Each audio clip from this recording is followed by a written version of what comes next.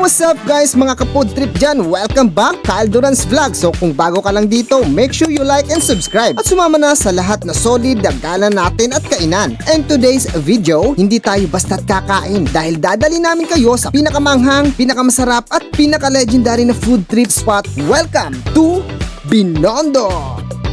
Masarap yung ano? Eto, Ano lang hindi? tintera lang. Tendera lang.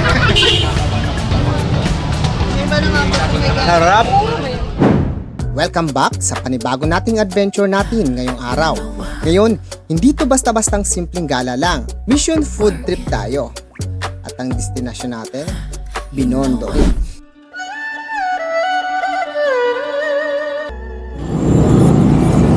Guys, dito na tayo ngayon sa Binondo. Ito na ang inaantay natin guys. So, ito ang sikat na Xiaolong Bao. So, tingnan nyo, maliit lang siya pero grabe, punong-puno ng sorpresa. Soft na dumpling sa labas tapos sa loob may sabaw at karne. Ingat dito ha, kasi pag nabutas mo agad tapos ka tatapon ng sabaw. So, ang tamang gawin, kagatin muna ng konti tapos igupin yung sabaw. Tingnan nyo kung ano nangyari sa akin.